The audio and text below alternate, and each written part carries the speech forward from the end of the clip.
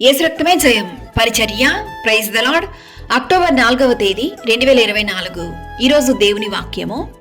అప్పుడు యెహోవా వారికి భయపడకుము, నీ చేతికి వారిని అప్పగించి ఉన్నాను, వానిలో ఎవడనో నీ ఎదుట నిలువడని యెహోషువతో సెలవిచ్చెను. యెహోషువ 10వ అధ్యాయం 8వ వాక్యము.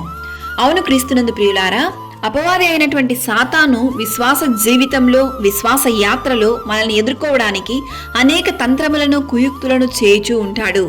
శత్రువు అయినటువంటి సాతాను అన్ని వైపులా మనలను తరుముచు నిందలను, అవమానములను, రోగములను, ఆర్థికపరమైన ఇబ్బందులను, లేమి, శోధనలు, ఇలా ఎన్ని విధాలుగా మనల్ని కృంగదీయగలడో అన్ని విధాలుగా తరుముచున్న సమయంలో యెహోషువతో దేవుడు చేసిన ఈ నిబంధనను జ్ఞాపకముంచుకొనుము. ఈ దినముల యందు ఎవరు నీ ఎదుట నిలువలేరని యెహోషువతో చెప్పిన దేవుడే ఈ దినాన ఈ వాక్యం ద్వారా నీతో మాట్లాడుతున్నాడు.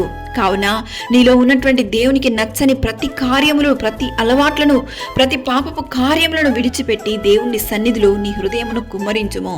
వాగ్దానం చేయడం మాత్రమే కాదు, దేవుడు తగిన సమయంలో నీ జీవితంలో ప్రతి అవసరతలను తీర్చి నీకు అన్ని విధములైనటువంటి దీవెనలను అనుగ్రహించగలడు. కావున దేవుని వాక్యాన్ని విశ్వసించి దేవుని వాగ్దానమునకు లోబడి దేవునికి ప్రీతికరమైన జీవితాన్ని జీవించము. సకల ఘనత, మహిమ, ప్రభావములు యేసయ్యకు మాత్రమే కలుగును గాక. ఆమేన్. God bless you.